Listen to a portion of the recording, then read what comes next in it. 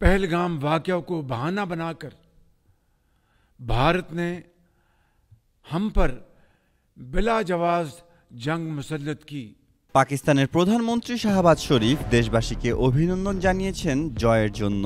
শনিবার রাতে জাতির উদ্দেশ্যে ভাষণে তিনি বলেন, সাম্প্রতিক সংঘর্ষে পাকিস্তানি সেনাবাহিনী সাহসিকতার পরিচয় দিয়েছে। ওয়ালটন আবারও মিলিনিয়ার অফারে ওয়ালটন ফ্রিজ কিনে আপনিও হয়ে যেতে পারেন মিলিয়নিয়ার।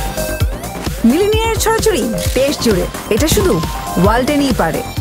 ভারত পাকিস্তান যুদ্ধবিরতির ঘোষণা নিয়ে তিনি বলেন, এটি সেনাবাহিনী ও গোটা জাতির সাফল্য, এটাই আমাদের জয়। তবে ভাষণে তিনি ভারতের পক্ষ থেকে যুদ্ধবিরতির চুক্তি লঙ্ঘনের অভিযোগ নিয়ে কিছু বলেননি। বরং শরীফ দাবি করেন, পহেলগামে হামলার সঙ্গে এর কোনো সম্পর্ক নেই, এটি ভারতের তৈরি করা একটা অজুহাত। আন্তর্জাতিক নিরাপত্তা বিশ্লেষক সামির লালওয়ানি জানান, দুই পক্ষই যখন নিজেদের জয় দাবি করে তখন সেটা সংকট প্রশমনে সহায়ক হতে পারে। তিনি বলেন, উভয় পক্ষই যদি নিজের জনগণকে বোঝাতে পারে যে তারা কৌশলগতভাবে সফল হয়েছে, তবে উত্তেজনা কমানো সম্ভব। যুদ্ধবিরতির পরও কিছু সংঘর্ষ অব্যাহত থাকাটা অস্বাভাবিক নয় বলেও তিনি জানান।